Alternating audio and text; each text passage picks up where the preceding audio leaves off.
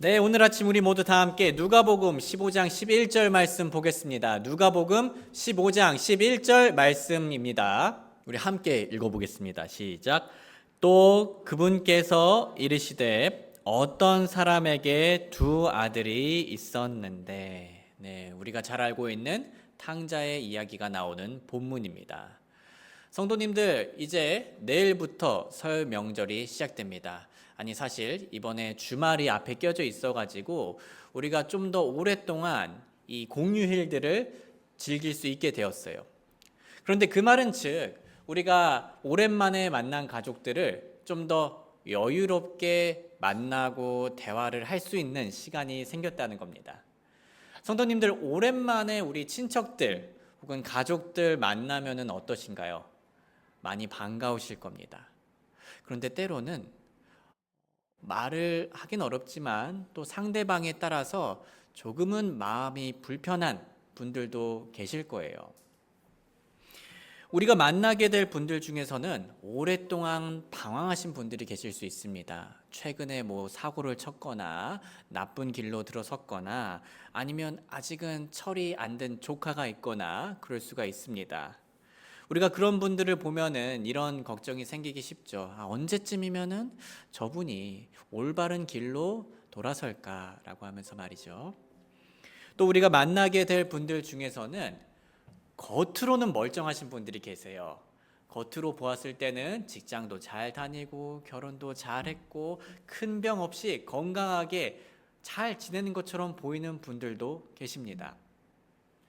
하지만 그렇게 겉으로 좋아 보이는 분들도요, 마음으로는 좀 멀리 떨어져서 방황하시는 분들이 계실 수가 있으세요.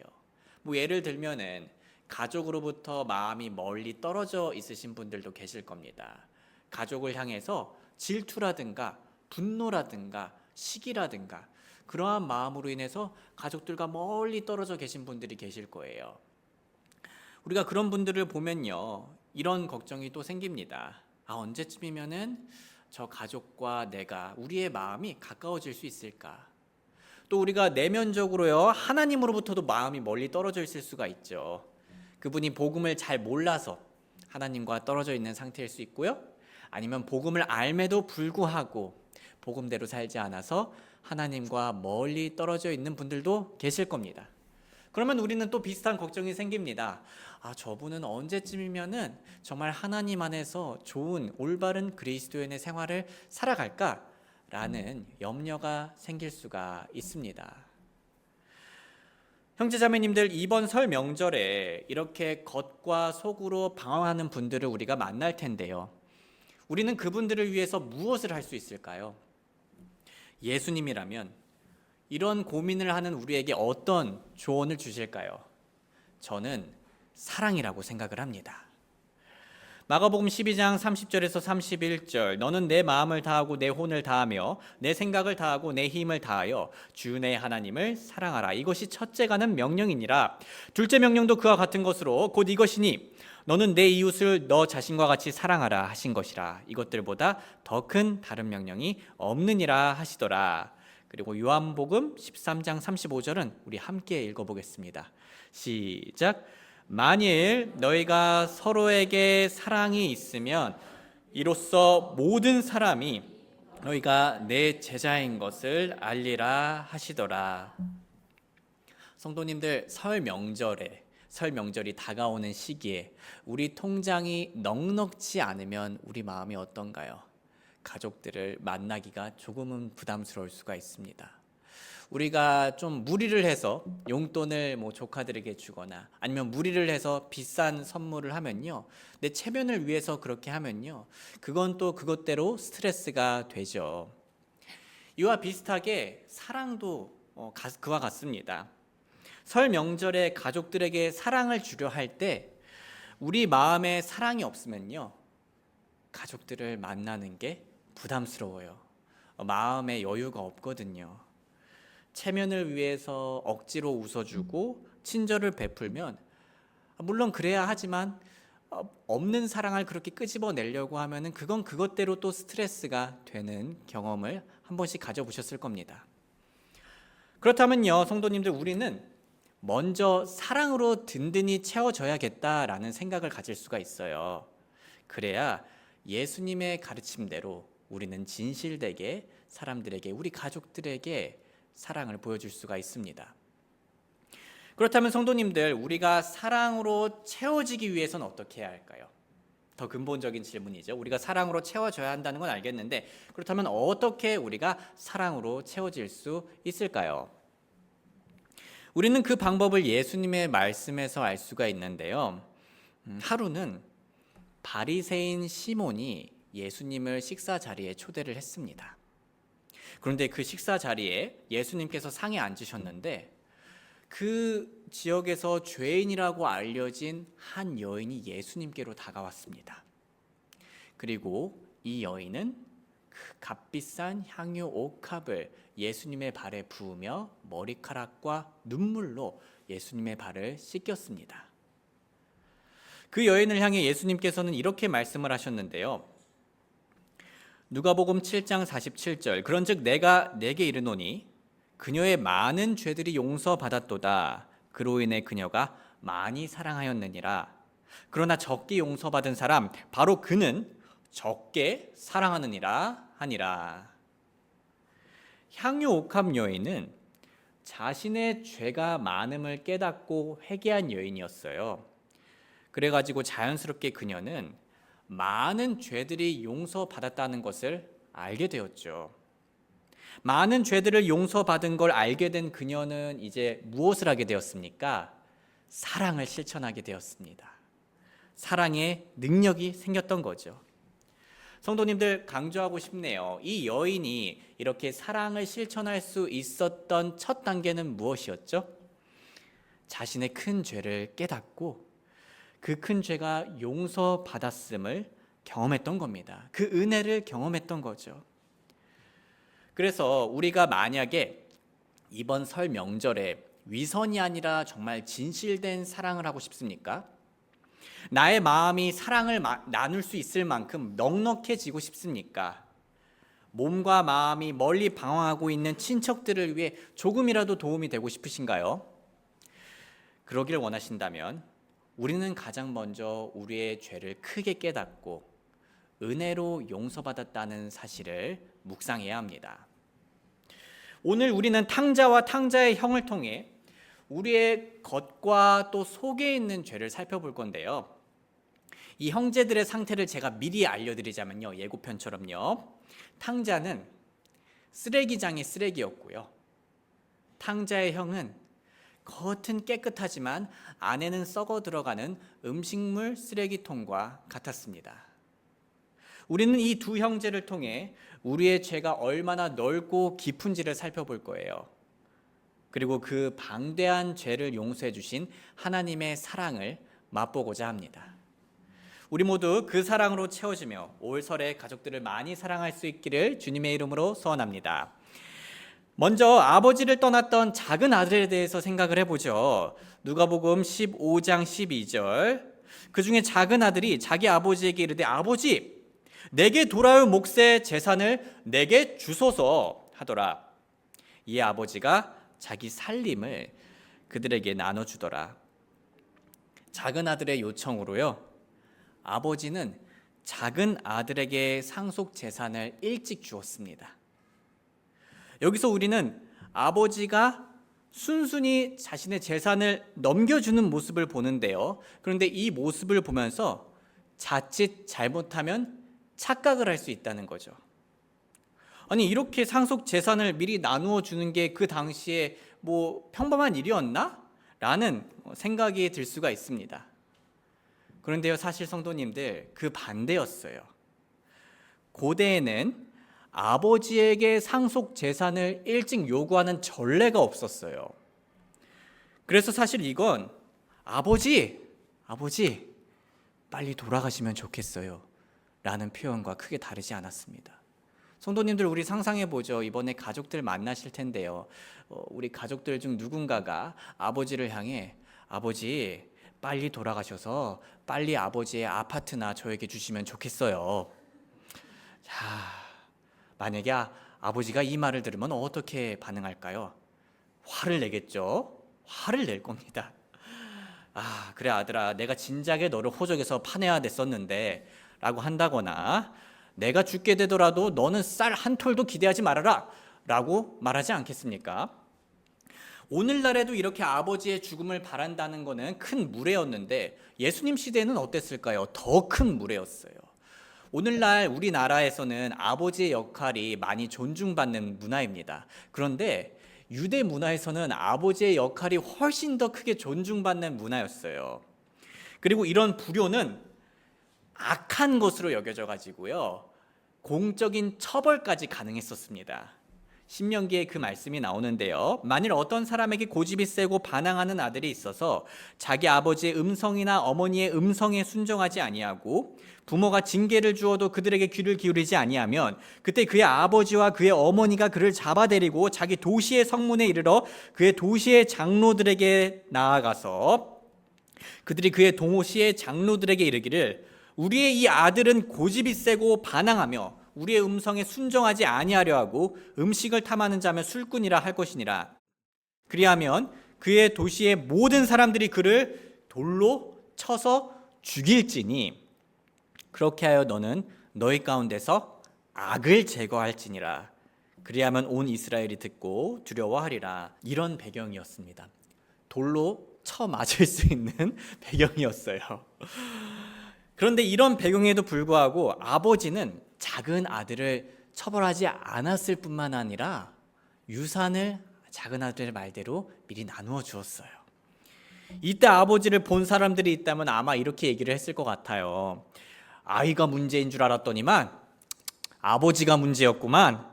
혼쭐을 내줘야지 버릇없이 만들고 있네. 더 방황하게 만들고 있어. 라는 그 혀차는 소리가 들렸을 겁니다. 이 작은 아들의 무례함은 끝은 결코 좋지 않았어요. 누가복음 15장 13절에서 17절 말씀입니다.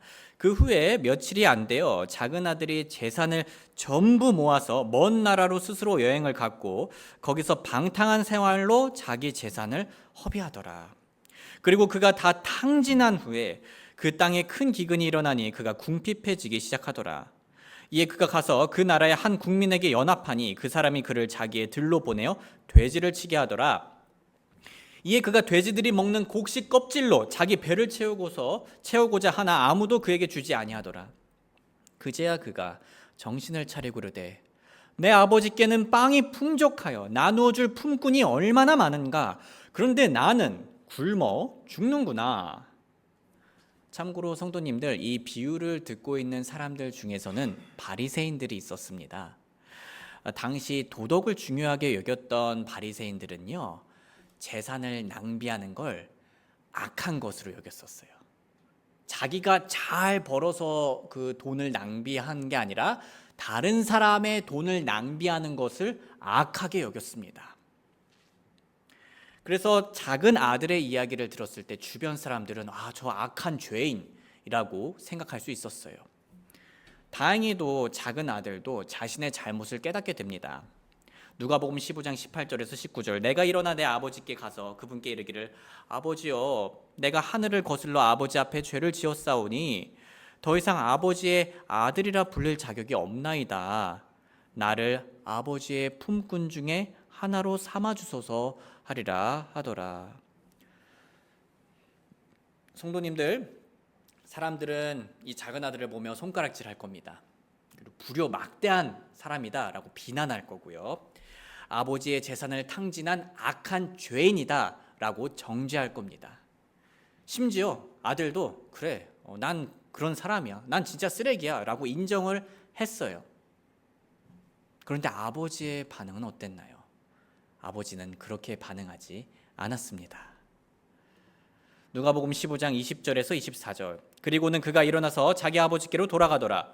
그러나 그가 아직 멀리 떨어져 있을 때 그의 아버지가 그를 보고 불쌍히 여겨 달려가 그의 목을 껴안고 그에게 입을 맞추더라. 이에 그 아들이 그에게 이르되, 아버지여, 내가 하늘을 대적하여 아버지의 눈앞에서 죄를 지었사오니 더 이상 아버지의 아들이라 불릴 자격이 없나이다 하더라. 그러나 그 아버지가 자기 종들에게 이르되, 가장 좋은 옷을 가져와 그것을 그에게 입히고 그의 손에 반지를 끼워주며 그의 발에 신을 신기라. 또 살찐 송아지를 이리로 가져와 잡으라. 우리가 먹고 즐거워하자. 이는 내 아들이 죽었다가 다시 살아났으며 그를 잃었다가 찾았기 때문이라 하더라. 이에 그들이 즐거워하기 시작하더라. 소중한 성도님들, 저는 이 탕자가 우리 그리스도인이다 라고 말씀드리고 싶습니다. 탕자는 아버지에게 큰 악을 저질렀고요, 아들이라 불리기에 자격이 없었습니다. 하지만 탕자의 아버지는요, 은혜로 그 아들을 아들로서 받아 주었죠. 우리 또한 본래 하나님의 자녀라 불릴 자격이 없는 큰 죄인이었습니다. 하지만 하나님 아버지의 은혜로 자녀로 하나님의 품에 돌아오게 되었습니다. 심지어 하나님께서는 우리를 귀하게 맞아주시며 그분과 함께하는 기쁨의 잔치에 참여하게 해주셨죠. 너무나 큰 사랑입니다. 성도님들, 본래 사람은요, 하나님으로부터 멀리 떠나 돼지 우리와 같은, 더러운 돼지 우리와 같은 그 죄 속에서 살고 있었습니다. 왜냐하면 더러운 시기와 욕심과 교만과 불순종과 음란함과 거짓말에 뒹굴며 그곳에서 우리의 만족을, 우리의 허기를 채우려고 했기 때문입니다. 하지만 하나님의 사랑은요, 회개한 우리들을 씻기기에 충분했습니다. 하나님의 사랑은요, 우리가 더러웠을 때부터 그분께서 우리를 안아주시기에 충분했고요, 하나님의 사랑은요, 우리를 그분의 자녀로서 장식해 주기에 넘쳤습니다. 성도님들, 간혹 인생이 힘들고 우울할 때가 있죠. 그럴 때 난 정말 사랑받는 존재인가? 라는 의심이 들 때가 있습니다. 그리고 내가 가족들에게 말이나 또는 행동으로 인해서 그러면 안 됐었는데 큰 잘못을 저질렀을 때가 있습니다. 가족들을 향해서 내가 크게 실패할 때가 있어요. 그럴 때 나를 보면서 난 정말 못난 사람이다. 난 정말 사랑받을 만한 사람인가? 이러한 생각이 들 때가 있어요. 사실 사랑받을 만한 사람은 아니죠. 하지만 우리가 받은 구원을 생각해 보시길 바랍니다. 우리는 하나님의 진노를 받아야 하는 죄인임에도 불구하고, 그분의 자녀라 불릴 자격이 없음에도 불구하고 아버지 하나님의 포옹과 입맞춤과 기쁨을 받은 하나님의 자녀가 되었습니다. 꼭 다른 게 아니라, 돼지 우리에서가 아니라 우리의 하나님 안에서 그 사랑으로 채워지시길 주님의 이름으로 소원합니다. 그런데 오늘 하나님의 말씀은 탕자의 돌아옴에서 끝나지는 않아요. 그 이후에 탕자의 형 큰아들에 대한 반응이 나오기 시작합니다. 큰아들은 어떤 사람이었을까요? 큰아들은 이렇게 요약할 수 있습니다. 큰아들은 아버지와 함께 했지만 마음은 멀리 떠나 있었던 사람입니다. 큰아들은 몸은 아버지와 함께 했지만 마음은 멀리 떠나 있었던 사람이었어요. 누가복음 15장 25절에서 30절입니다. 이제 그의 큰아들이 들에 있다가 돌아와 집에 가까이 왔을 때 음악과 춤추는 소리를 들었더라. 이에 그가 종들 중에 하나를 불러 이것들이 무엇을 뜻하는지 묻더라. 이에 그 종이 그에게 이르되 당신의 동생이 돌아왔나이다. 이에 당신의 아버지께서 살찐 송아지를 잡으셨으니 이는 아버지가 그를 안전하고 건강한 상태로 받아들였기 때문이니이다 하더라. 이에 그가 화가 나서 들어가려 하지 아니하더라. 그러므로 그의 아버지가 밖으로 나와 그를 간절히 타이르더라. 이에 그가 자기 아버지께 응답하여 이르되 보소서, 내가 여러 해 동안 아버지를 섬기며 어느 때든지 아버지의 명령을 어긴 적이 없었나이다. 그러나 아버지께서는 이제껏 염소 새끼 한 마리도 내게 주어 내가 내 친구들과 즐기게 하신 적이 없었나이다. 그러나 창녀들과 함께 아버지의 살림을 탕진해버린 아버지의 이 아들이 돌아오자마자 아버지께서는 그를 위하여 살찐 송아지를 잡으셨나이다 하더라.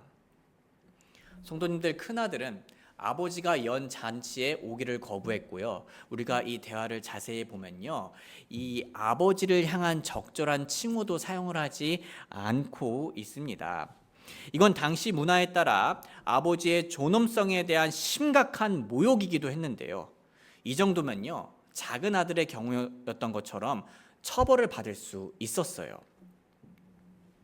성도님들, 사실 이 형의 상태는 어떤 면에서는 더 교묘하고 더 위험하다고 할 수 있지 않겠습니까? 왜냐하면 아버지와 쭉 함께 있었으면서도 마음은 아버지로부터 멀리 떠나 있었기 때문입니다. 그래서 예수님의 제자들에 비유하자면 가룟 유다와 같은 사람이었죠. 가룟 유다도 예수님 곁에서 12 제자로서 오랫동안 함께했지만 예수님을 사랑하지 않았습니다. 예수님을 사랑하지 않고 무엇을 사랑했습니까? 돈을 사랑했죠. 재물을 사랑했습니다. 그래가지고 예수님을 기회가 되자 은 30개에 팔아버렸습니다. 이처럼 큰 아들도 아버지와 함께 오랫동안 있었습니다. 하지만 큰 아들은요, 아버지를 사랑하지 않았어요. 그는 재물을 사랑했습니다. 그 사실을 어떻게 알 수 있을까요? 큰 아들의 말을 자세히 보면요, 큰 아들이 무엇에 화가 났는지를 알 수 있습니다. 큰 아들은요, 염소 새끼 한 마리도 안 준 거에 대해서 엄청 서운했었어요. 그리고 큰 아들은요, 자신의 동생을 위해서 살찐 송아지가 잡혔다는 것에 화를 냈었어요. 그가 화를 내는 것의 중심에는 항상 재물이 있었습니다. 그러자 큰 아들의 아버지는, 아들아, 너가 그런 걸로 화를 낼 필요가 없단다 라고 말하며 다음과 같이 얘기해 줍니다.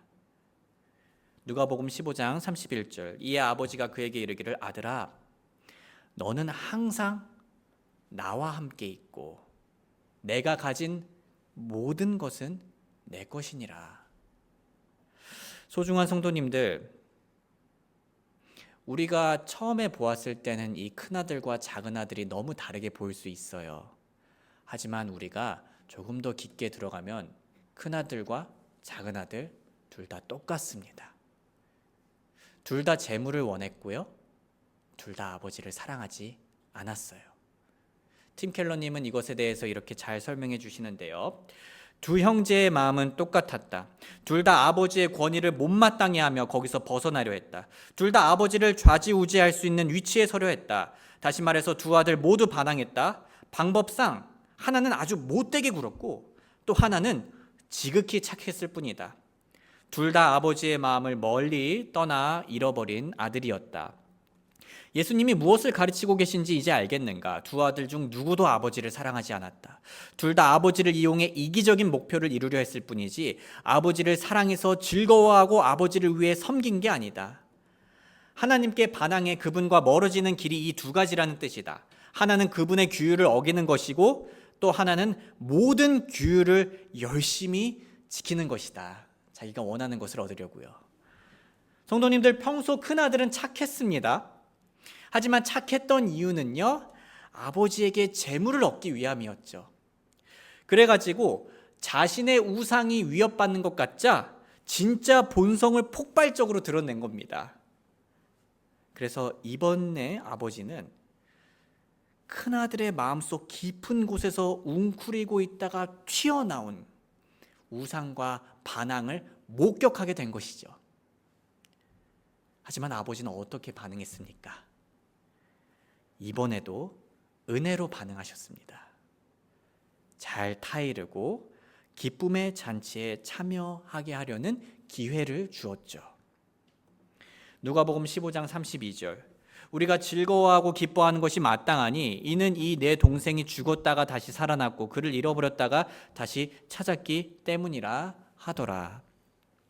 소중한 성도님들, 저는 이 큰아들이 우리일 수도 있다라고 말씀드리고 싶습니다. 우리는 평소 겉으로 보기에 매우 좋은 착한 그리스도인일 수 있어요. 예배에 잘 참석하고 봉사도 잘하고 헌금도 잘 드리고 또 우리가 일반적으로 알고 있는 규율도 잘 지키는 그런 사람들일 수 있습니다. 큰아들도 그런 착한 사람이었어요. 하지만 우리는 큰아들처럼 아버지를 사랑해서 그런 일들을 하는 게 아닐 수도 있다라는 거죠. 우리가 정말 원하는 게 밑바닥까지 가면요, 다른 것일 수가 있습니다.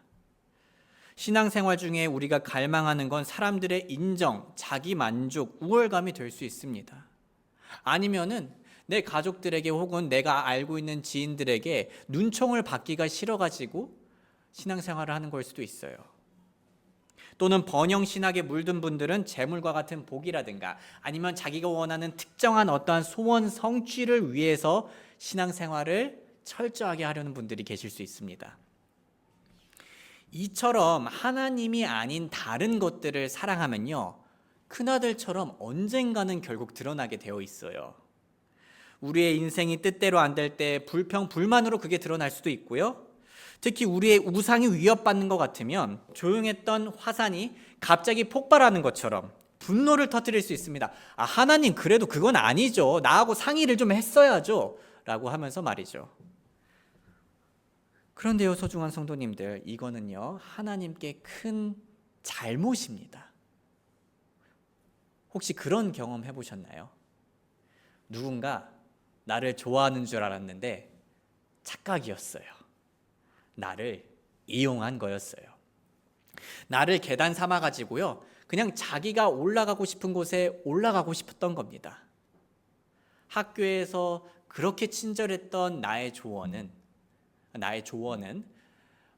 나의 능력과 정보만을 이용하려 했던 거고요. 여자친구가 남자친구의 명품 선물만을 원하고요. 남자친구가 차로 데려다 주는 것만을 좋아합니다. 남자친구가 여자친구와의 스킨십만을 원합니다. 남편이 아내의 재산만을 노립니다. 부모가 자녀의 학교와 직업을 통해 명예와 인정을 받으려고 합니다. 자녀가 부모의 상속 재산만을 노립니다. 우리가 이렇게 사랑받지 못하고 이용당한다는 것을 알게 될 때 그 순간 우리의 기분은 어떨까요? 최악입니다. 그리고 우리는 어떻게 하려고 하죠? 절연하려고 하고 절교하려고 하죠. 그 사람을 아무리 가족이더라도 수신 차단 목록에 넣으려고 합니다. 더 이상 이용당하고 싶지 않으니까요. 하지만 큰 아들의 아버지는 어떠했습니까? 똑같이 기분은 최악이었을 거예요. 하지만 큰 아들의 아버지는 그럼에도 불구하고의 사랑을 보여주었습니다. 아버지는 은혜로 아들을 타이르고 설명을 다시 잘 해주면서 회개할 기회를 주었고요. 더 나아가 기쁨의 잔치로 다시 한 번 더 초대했습니다. 함께하길 원했어요. 그런데 너무 감사한 사실은요, 하나님 아버지께서도 정확하게 우리에게 그런 사랑을 보여주신다는 거죠. 우리는 다들 하나님의 복만 노렸을 때가 있고요. 요즘도 하나님의 복만 노릴 때가 있습니다. 제가 제 삶을 볼 때 그래요. 우리의 마음을 정확히 아시는 하나님께서는 이런 저와 혹은 다른 사람들의 상태를 잘 아십니다. 그래서 원래는 진노를 받아야 했지만, 원래는 처벌을 공적으로 받아야 했지만, 우리 하나님 아버지께서는 어떻게 하셨습니까? 자신의 아들 독생자 예수 그리스도를 보내사 그분을 십자가의 죽음에 내어주시면서 그 큰 사랑을 보여주셨다는 거죠. 구원받은 후에도 그분께서 큰 긍휼로, 큰 은혜로 우리에게 용서의 사랑을 보여주고 계십니다. 우리를 은혜로 타이르시고 회개할 기회를 주시고요. 그분과 함께 먹고 마실 수 있는 구원의 기쁨으로 다시 초대를 해주시는 거죠. 성도님들, 우리는 이렇게 큰 사랑을 받고 있는 자들입니다. 사랑하는 형제자매님들, 오늘 비유에 나오는 아버지는 간접적으로 이런 사실을 보여주고 있어요. 아들들아, 너희를 나의 잔치에 참여시키려는 건 너희가 나를 소중히 여겼기 때문이 아니다. 너희가 예의 바르게 행동했기 때문이 아니다. 심지어 너희가 자격이 있기 때문도 아니다. 오히려 너희는 처벌을 받아야 마땅하다. 내가 너희를 나의 기쁨의 잔치에 참여시키려는 건 내가 은혜로 너희를 받아주었기 때문이다. 또 하나님의 말씀은 이 비유를 통해 우리에게 이렇게 말씀하는 것과 같습니다. 하나님 아버지인 내가 너희를 나의 기쁨에 참여시키려는 건 너희가 나를 소중히 여겼기 때문이 아니다. 너희가 예의를 지키고 올바른 말을 하고 심지어 나를 사랑했기 때문도 아니다. 너희는 그런 것들을 하지 않았고 오히려 나를 모독하고 상처를 주었다. 그렇다면 내가 왜 나의 잔치에 너희를 초대하는 줄 아느냐? 아버지인 내가 너희를 사랑으로 받아주기 때문이다. 성도님들, 이 진리가 얼마나 감사합니까? 하나님의 은혜가 얼마나 감사합니까? 이 은혜는 우리를 자유롭게 해주고요, 겸손하게 만들어주고요, 하나님을 더 사랑할 동기를 가져다 줍니다. 우리는 모두 작은 아들과 큰 아들의 모습을 다 가지고 있어요. 그리고 우리는 모두 영적으로 어떤 문제를 가지고 있든지 상관없이 아버지 하나님의 동일한 은혜의 사랑을 받고 있는 사람들입니다. 조금 아쉽게도 오늘 이야기는요, 열린 결말로 끝내요. 큰아들의 반응이 나오지 않습니다. 하지만 형제 자매님들, 저는 우리의 결말만큼은 확실했으면 좋겠습니다. 저와 성도님들의 결말이 해피엔딩이었으면 좋겠어요. 여기서 우리가 누릴 수 있는 가장 이상적인 해피엔딩은 무엇일까요? 우리의 죄를 회개하고 구원의 기쁨을 회복하고 아버지의 사랑으로 채워지는 겁니다. 그 사랑으로 채워질 때 우리는 이번 설 명절에 사랑을 나누어 줄 수 있습니다. 성도님들, 우리 가족들이나 친척들 중에는 다양한 사람들이 있을 거예요. 탕자처럼 매우 무례하고 우리의 상식으로는 이해할 수 없는 행동을 하는 분들이 계실 겁니다. 멀리 방황하는 사람들이 있을 수 있고요, 방황하다가 이제 막 돌아오려는 사람도 있을 거예요. 또 겉으로 보기에는 큰 문제는 없지만 오늘 본문에 나온 큰아들처럼 마음이 가족들로부터 멀리 떨어져 있는 사람들도 있을 거예요. 체면상 만나긴 만나지만 마음만큼은 우리와 함께 있지 않는 사람들이 있겠죠. 질투하고 분노하는 사람도 있을 거고요, 심지어 성도님들, 이런 분들도 있을 겁니다. 우리를 가족으로 소중히 여기기보다는 우리를 이용하려는 사람들도 분명 있을 거예요. 가족 행사라든가 아니면 여러 가지 재산과 관련해서요. 그럴 때 우리는 악을 악으로 갚는 게 아니라 악을 선으로 이길 수 있는 사람들입니다. 아니, 목사님, 그게 무슨 말도 안 되는 소리예요. 현실을 인지하지 못하네요. 꿈 같은 이야기입니다. 라고 말씀하실 수 있으세요. 물론 우리 능력으로는 그것이 불가능하죠. 하지만 우리 마음을 채워주는 하나님 아버지의 사랑이 우리의 능력이 되어준다면 얘기가 달라집니다. 왜냐하면 우리 마음에 채워지는 하나님 아버지의 사랑의 그 향기는, 그 넘치는 그 사랑의 향기는 은혜의 향기를 가지고 있기 때문입니다. 그러니 우리 모두 서툴더라도 이번 명절에는 하나님 아버지의 사랑으로 채워지시고 또 그 사랑을 나눠줄 수 있길 주님의 이름으로 소원합니다. 우리 잠시 노래가 연주되는 동안 아버지 앞에서, 하나님 아버지 앞에서 작은 아들과 큰 아들의 죄가 컸던 것처럼 우리의 죄가 얼마나 크고 깊은지 되돌아보겠습니다.